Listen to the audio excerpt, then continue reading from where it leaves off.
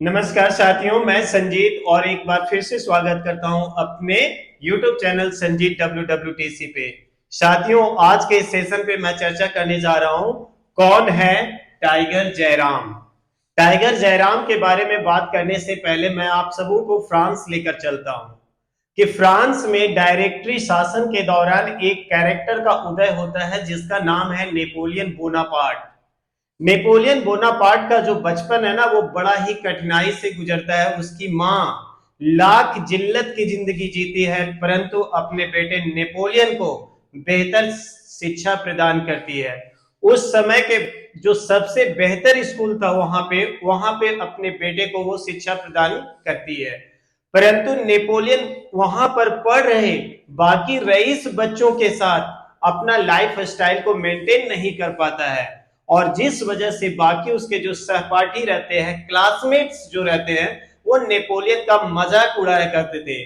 परंतु नेपोलियन ने अपने पूरे स्कूली जीवन में कभी भी उन सहपाठियों का मुंह पे जवाब नहीं दिया। इसी संदर्भ में उनके एक शिक्षक ने कहा था कि नेपोलियन जो है ना, वो ग्रेनाइट से बना है और उसके भीतर ज्वालामुखी छिपी है। जिस दिन ये ज्वालामुखी फटेगा, फ्रांस में भूचाल आ जाएगा। सही सुना आप लोगों ने। ठीक इसी प्रकार का कैरेक्टर का एक जन्म होता है धनबाद जिले के तोपचाची प्रखंड के मानटाड़ में, जिस बच्चे का नाम है जयराम महतो। इनका जन्म वर्ष 1995 ईस्वी में तोपचाची के मानटाड़ में हुआ था। और वर्तमान परिप्रेक्ष्य में झारखंड की राजनीति की बात करें तो सबसे चर्चित व्यक्तित्व के रूप में मैं बात करूं तो वो कोई और नहीं, टाइगर जयराम महतो है। तो आइए आज के इस सेशन में हम लोग विस्तार पूर्वक इनके जीवन से जुड़ी चीजों को जानने का कोशिश करते हैं कि किस प्रकार से इनका छात्र जीवन से एक राजनीतिक जीवन में कैसे इनका प्रवेश होता है और किन कारणों से, है ना, जयराम महतो टाइगर जयराम महतो बन पाता है। ठीक है, तो आइए एक एक करके मैं बात कर रहा हूं कि झारखंड विधानसभा चुनाव 2024 के परिणाम के बाद, है ना, जिस नेता का यदि सबसे ज्यादा झारखंड में चुनाव के पूर्व भी और चुनाव के बाद भी यदि सबसे ज्यादा किसी की चर्चा हो रही है तो वो कौन है? जयराम महतो। हालांकि जयराम महतो विधानसभा चुनाव वर्ष 2024 में दो विधानसभा क्षेत्र से वो चुनाव लड़ रहे थे। एक ग्रिड में आपका डुमरी विधानसभा और एक बेरमो विधानसभा। जहां वे डुमरी विधानसभा में विजय प्राप्त करते हैं, वहीं पर वो बेरमो विधानसभा का सीट वो हार जाते हैं। ठीक है, दूसरे दूसरी सीट को वो भले ही हार जाते हैं, परंतु इसके बावजूद भी इनकी हार की चर्चा जो है वो जबरदस्त तरीके से होती है। ठीक है, क्योंकि बेरमो में भी इनका जो तेवर और इनका जो अंदाज रहा था वो काफी निराला था, और वही तेवर वही अंदाज जो है वो युवाओं को इनकी तरफ अट्रैक्ट करता है। आखिर हम लोग समझते हैं कि आखिर वो कौन सी वजह है जिसके वजह से टाइगर जयराम महतो अपने पीछे इतने बड़ा कारवां को बहुत कम समय में इकट्ठा कर पाए। ठीक है, तो समझते हैं कि कौन है टाइगर जयराम महतो।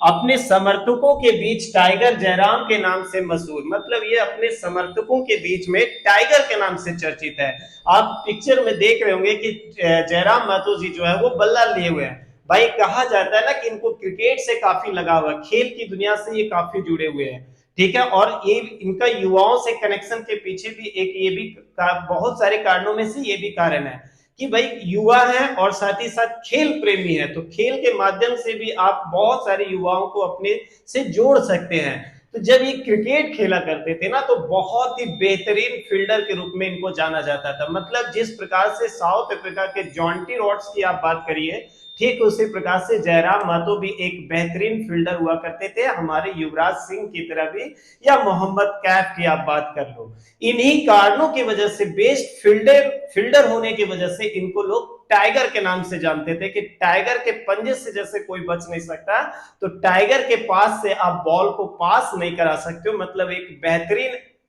फील्डर होते थे। परंतु वर्तमान में जो टाइगर नाम है, इनकी आज दहाड़ की वजह से है कि जो ज्वलंत मुद्दे आज ये जिस निर्भीकता से पूरे झारखंड में उठा रहे हैं और झारखंड के बाहर जाकर भी चुनौतियों का सामना कर रहे हैं। इस वजह से आज इनको टाइगर के नाम से जानते हैं। ठीक है, तो मैंने बताया था कि इनका जन्म जो है वो धनबाद जिले के तोपचांची प्रखंड के मानटाड़ में हुआ था। ठीक है, महतो का परिवार जो है वो झारखंड के अलग अलग राज्य आंदोलन से जुड़ा हुआ है। इनके पिताजी भी झारखंड राज्य निर्माण आंदोलन में सक्रिय भूमिका निभाए थे और उन्हीं आंदोलन में सक्रिय भूमिका के रहने की वजह से ही शायद उनका भी देहांत हुआ था, उनकी भी हत्या हुई थी। पहली बार 2022 में तब ध्यान आकर्षित किया जब उन्होंने 11 जिलों में राज्य स्तरीय परीक्षाओं में भोजपुरी, मगही और अंगिका जैसी भाषाओं को शामिल करने के खिलाफ विरोध प्रदर्शन किया था। उनका तर्क झारखंडी भाषाओं को बढ़ावा देने और राज्य की मूल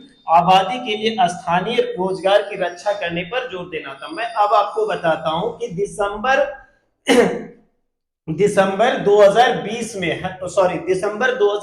में झारखंड सरकार के द्वारा एक नोटिफिकेशन जारी किया गया था जिसमें 11 जिलों में प्रतियोगिता परीक्षाएं जो होने वाली थी उसमें भोजपुरी, मगही और अंगिका जैसी भाषाओं को भी क्षेत्रीय भाषा के रूप में मान्यता दी गई थी। उस समय ये छात्र जीवन के रूप में अपना जीवन जी रहे थे। मैं बता दूं कि जयराम महतो पीके राय कॉलेज जो धनबाद में है वहां से इन्होंने ग्रेजुएशन किया है और वर्तमान में ये इंग्लिश से पीएचडी की डिग्री प्राप्त करे। ग्रेजुएशन का पेपर भी इनका इंग्लिश रहा है। तो हर एक झारखंड के बच्चे या किसी भी राज्य के बच्चे जो पढ़ लिख रहे हैं, स्टूडेंट है, उनका एक सपना होता है कि भाई हम पढ़ लिख कर एक अच्छी नौकरी प्राप्त कर सके। तो इनका भी एक सपना था भाई कि हम यदि इतने मेहनत कर रहे हैं, हमारा परिवार जो है वो इतना मेहनत से हमें पढ़ा लिखा रहा है पिताजी के गुजरने के बावजूद भी, तो मैं क्यों ना एक सरकारी नौकरी के योग्य हो सकूं। परंतु जो अन्य भाषाओं को शामिल किया गया, यही वजह जो बना वो विरोध का कारण बना और इनका विरोध प्रदर्शन शुरू होने लगा।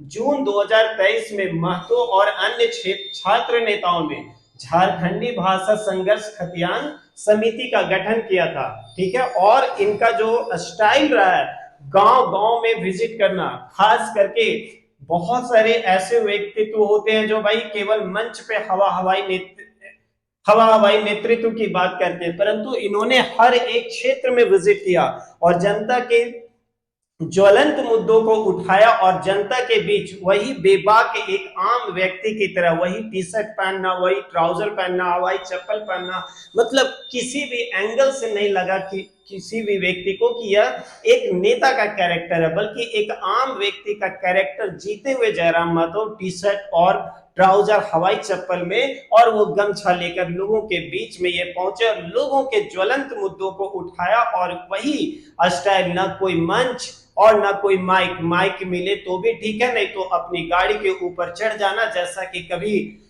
बगोदर में महेंद्र सिंह का दौर हुआ करता था और महेंद्र सिंह जो भाई बस स्टैंड में खड़े होकर किसी भी गाड़ी के ऊपर सभा का संचालन कर लिया करते थे और उनके बातों में वो जादू होता था कि लोग जो है वो इकट्ठा होकर उनकी बातों को सुनने के लिए मजबूर हो जाते थे, विवश हो जाते थे। ठीक उसी प्रकार से जयराम महतो ने भी वर्तमान के समय में इसी प्रकार से जनता के बीच में जाकर अपने ज्वलंत मुद्दों को उठाया और लोगों का कारवां जो है वो इनके पीछे जुड़ता चला गया। झारखंड विधानसभा घेराव के दौरान भी उनके ऊपर पुलिस का काफी अत्याचार किया गया, इनके ऊपर लाठीचार्ज की गई, उनको बेजबरन गिरफ्तार किया गया, जैसा कि आप पिक्चर में देख रहे हैं। कई बार इनके हौसलों को भी तोड़ने की कोशिश की गई, परंतु ये कभी पीछे नहीं हटे। कई साथी जो थे जो सक्रिय आंदोलन के दौरान इनसे जुड़े थे और सक्रिय भूमिका पार्टी में निभा रहे थे, उन लोगों में से बहुत सारे लोग जो है वो इनको छोड़कर चले गए, परंतु ये अपने लक्ष्य पे अड़े रहे और अपने नेतृत्व को करते रहे, अपने जो लक्ष्य था उसकी प्राप्ति के लिए लगातार संघर्ष करते चले गए। इस दौरान इनके जो बहुत ही प्रिय मित्र कह सकते हो, भाई कह सकते हो, वो सड़क दुर्घटना में भी मानटाड़ के पास दुर्घटनाग्रस्त हो गए, उनकी मौत हो गई, परंतु इनको झकझोरा, लेकिन ये फिर भी अर्जुन की तरह अपने लक्ष्य को निर्धारित किए थे और उस लक्ष्य की ओर वो निरंतर बढ़ते चले गए और उसी का परिणाम है कि वर्तमान समय में डुमरी विधानसभा से विधायक के रूप में निर्वाचित किए गए हैं। जेकेएलएम का गठन अगस्त 2024 में चुनावों से ठीक 3 महीने पहले भारत के चुनाव आयोग ने औपचारिक रूप से जेकेएलएम को एक राजनीतिक दल के रूप में पंजीकृत किया। महतो के संगठन ने स्थानीय गौरव और झारखंडी पहचान के इर्द गिर्द अपना एजेंडा बनाया। जैसा कि मैंने बताया कि आप ये भीड़ देख रहे हो, है ना, कि ना कोई मंच की आवश्यकता है ना और किसी चीज की। ये जो भीड़ है कोई भाड़े की भीड़ नहीं, बल्कि लोगों का अपना अपनत्व है, क्योंकि इनमें वो सादगी, वो अपना जो झारखंड के युवाओं का जो नेचुरल अंदाज है, बिल्कुल उसी अंदाज में, उसी अपनी स्थानीय भाषा में लोगों के बीच में मिलना जुलना, उनके ज्वलंत मुद्दों को उठाना और उनके प्यार को बटोरना, यही इनका काम था। और परिणाम स्वरूप आज आप देख रहे हो कि झारखंड में डुमरी विधानसभा से एक विधायक के रूप में ये निर्वाचित हुए हैं। ठीक है, आप वर्तमान समय में भी यदि देखोगे तो इनकी दादी माँ जो है वो पोते के विधायक बनने के बावजूद भी अपने नित्य रोजमर्रा का जो काम है भाई, खेती बाड़ी करना, बाजार में जाकर सब्जी बेचना, उस काम को भी कर रही है। कहीं पर भी कोई टसन नहीं कि अब हमारे परिवार का कोई बच्चा जो है वो विधायक बन गया, अब हमारा लाइफ स्टैंडर्ड जो है वो चेंज हो जाएगा, ऐसा कोई दिखावा नहीं है। जैसा कि चुनाव के दौरान भी इन्होंने वादा किया था कि भाई हम यदि विधायक बन जाएंगे या सांसद बन जाएंगे तो हमारा जो सैलरी होगा उसका 75% जो है ना वो पब्लिक के वेलफेयर में हम डोनेट कर देंगे, ना कि हम अपनी रईसी पे खर्च करेंगे। ठीक है, महतो का ये विधानसभा का चुनाव जो है वो महतो जी का ये पहला चुनाव नहीं था। इसके पहले भी वर्ष 2024 में ही जो लोकसभा चुनाव हुआ था उसमें वो गिरिडीह लोकसभा चुनाव से प्रतिभागी के रूप में उतरे थे। हालांकि वो लोकसभा चुनाव था वो बहुत बड़ा विस्तृत क्षेत्र था। लोकसभा का चुनाव में पहली बार ही आए थे और विधानसभा में भी पहली बार आए। लोकसभा का चुनाव हालांकि ये जीत नहीं पाए, लेकिन तीसरे पोजीशन पे आकर पूरे राज्य में चर्चा का विषय बन गया था कि भाई कि कल का एक छात्र आप कह सकते हो, कोई नेता नहीं कह सकते हो उस समय तक, है ना, क्योंकि वो एक छात्र राजनीति से वो आगे बढ़े थे।